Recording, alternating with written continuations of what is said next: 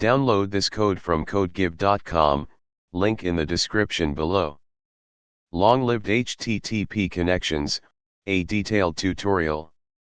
This tutorial explores long-lived HTTP connections, often referred to as HTTP persistent connections or HTTP keep alive, explaining their benefits, mechanisms, implementation, with code examples in Python using different libraries, and common considerations. Why long-lived connections? Traditionally, HTTP connections were short-lived. Each request, example fetching an HTML page, an image, a CSS file, required establishing a new TCP connection to the server. This overhead is significant. *TCP handshake * each connection requires a three-way handshake, syn-ack, to establish. This adds latency. *slow start * TCP's congestion control mechanism, known as slow start, limits the initial amount of data that can be sent. Subsequent requests on the same connection benefit from a larger congestion window. *resource consumption * establishing and tearing down connections consume server and client resources, memory, CPU. Long-lived connections address these problems by reusing a single TCP connection for multiple HTTP requests and responses.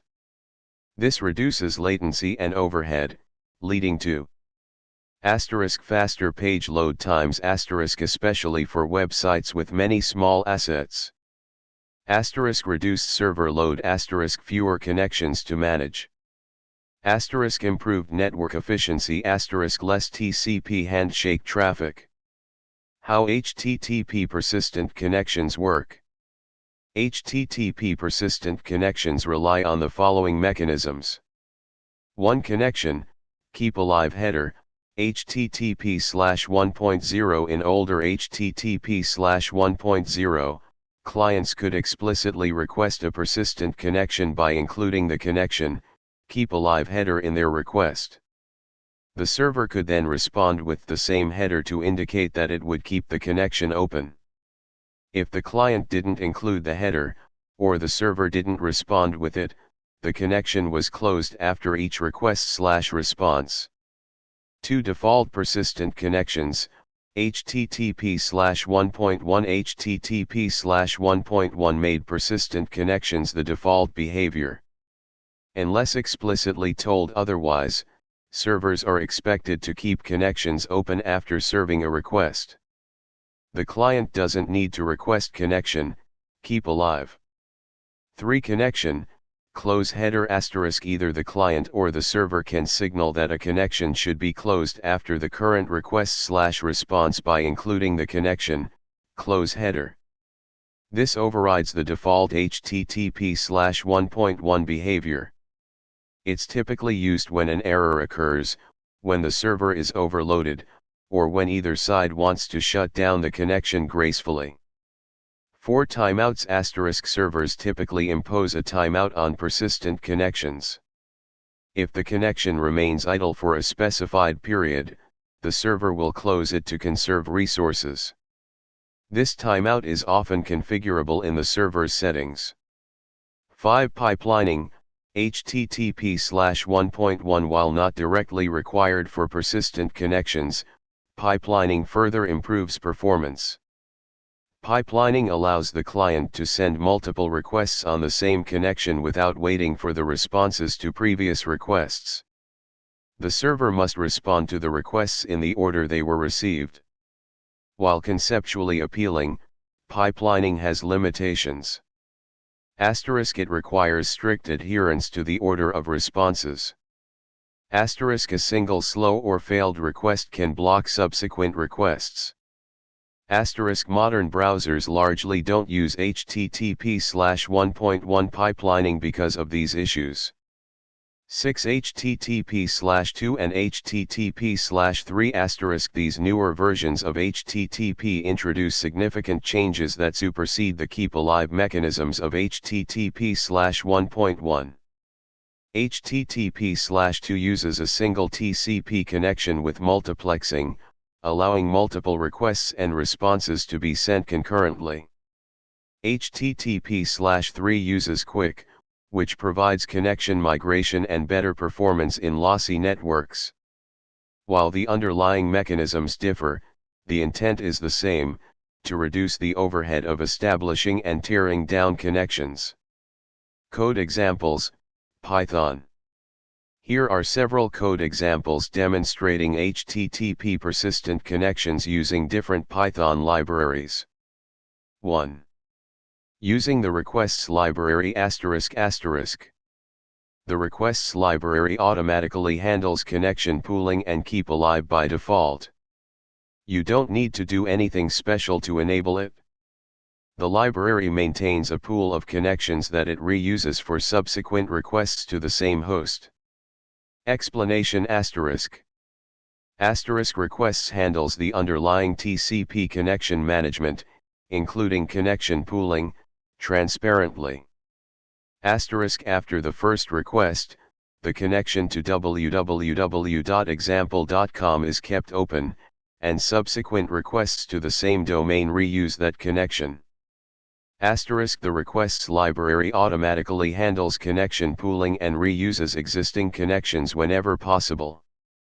You can verify that keep alive is working by inspecting the connection header in the response. If the server sends connection, close, it's telling the client to close the connection after the current request. The server can close the connection even if the client doesn't request it. The code now includes error handling to catch potential network issues. The code prints the response headers, allowing you to inspect if the server explicitly requests the connection to close. Explicitly checking for connection close helps you understand the server's intent. 2. Using http.client, low level. This example shows how to manually manage HTTP persistent connections using the http.client module. Explanation http.client.http connection, or HTTPS connection creates a low-level HTTP connection object. Use HTTPS connection for secure connections. **con.request** sends an HTTP request to the server. **con.getResponse** retrieves the server's response. *response.status and response.reason ** access the HTTP status code and reason phrase from the response. *response.read reads the response body.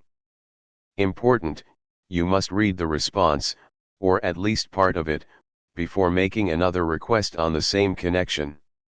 Otherwise, the server might not be able to send the next response correctly. Checking for connection, close *. The code explicitly checks for the connection, close header in the response.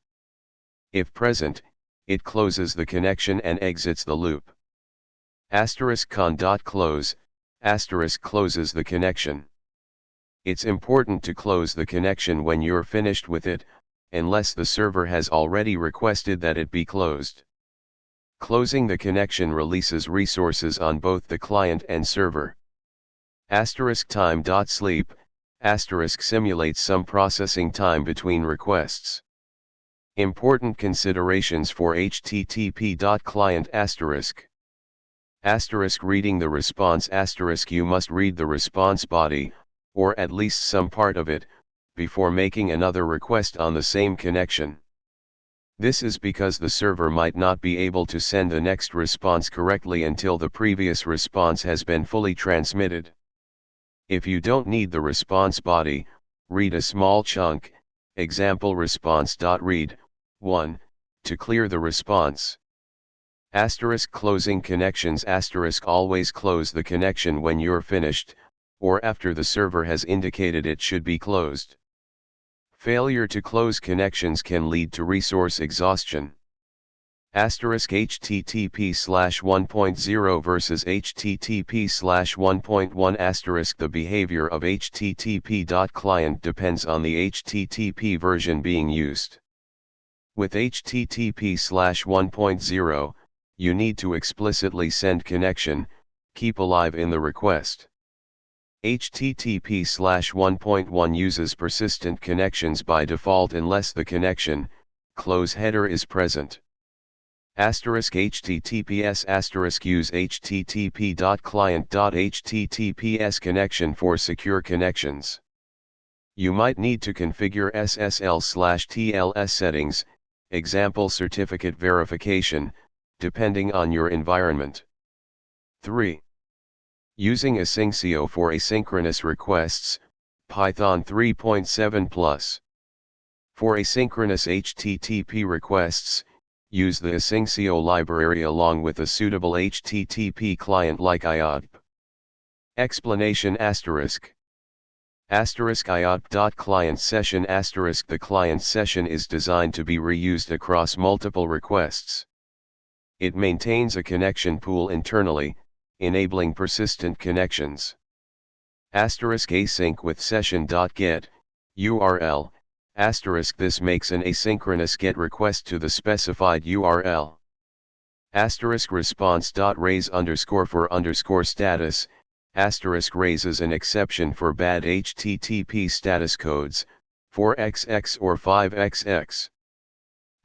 *await response.text, or response.read, * reads the response body. As with HTTP.client, you usually need to read the response, even if you don't use the data, to allow the connection to be reused. *asyncio.gather, tasks, ** runs multiple asynchronous tasks concurrently. *error handling, * the code includes error handling to catch IOTP.client error exceptions, which can occur due to network issues. *asyncio event loop, * the asyncio.run, main, part starts the asyncio event loop and runs the main function. Important considerations for IOTP ***. Client session reuse, ** It's crucial to reuse the client session object for multiple requests to take advantage of connection pooling. Creating a new client session for each request will negate the benefits of persistent connections. Asynchronous context, * all IOTP operations, example session.get, response.read, must be performed within an async function and await ed. Closing the session, * the async with client session, as session block automatically closes the session when the block is exited. If you're not using a with block, you must call await session.close, when you're finished with the session to release resources. Concurrency, * asynchronous programming allows you to handle many concurrent requests without blocking the event loop. This can significantly improve performance for I/O bound tasks. Common issues and troubleshooting.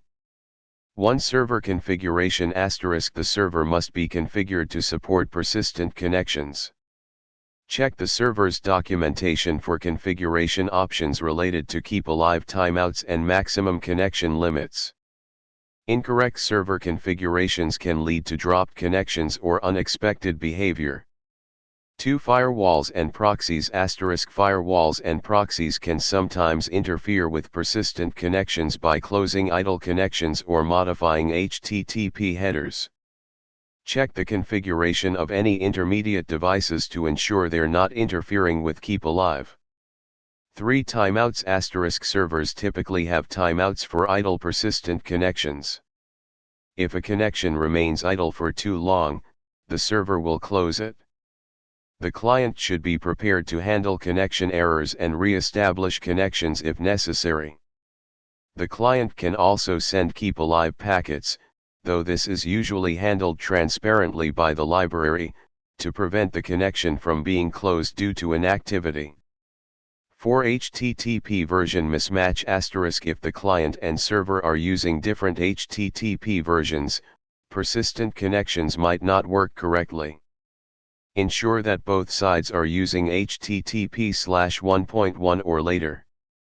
5. Network connectivity issues * transient network connectivity issues can cause connections to be dropped.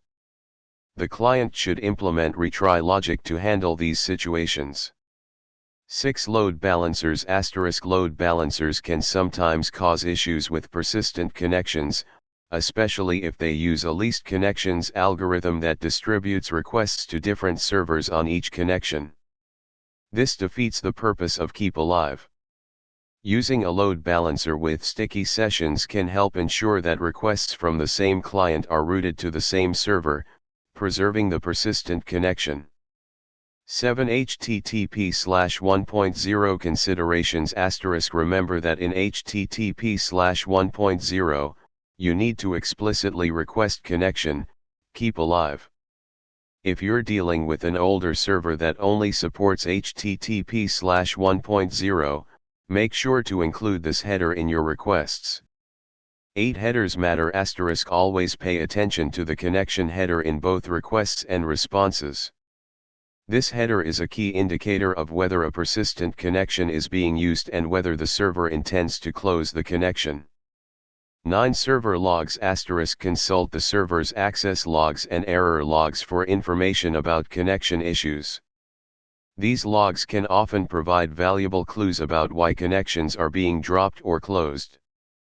In summary, long-lived HTTP connections, keep alive, are a crucial optimization for web performance. By reusing TCP connections, they reduce latency and server load. Modern HTTP libraries, like requests and IOP, handle connection pooling and keep alive transparently. When using lower-level libraries, like HTTP.client, you need to manage connections more explicitly, being mindful of reading responses and closing connections properly. Understanding the mechanisms and potential issues related to persistent connections is essential for building efficient and reliable web applications. And remember that HTTP/2 and HTTP/3 offer even more sophisticated connection management techniques.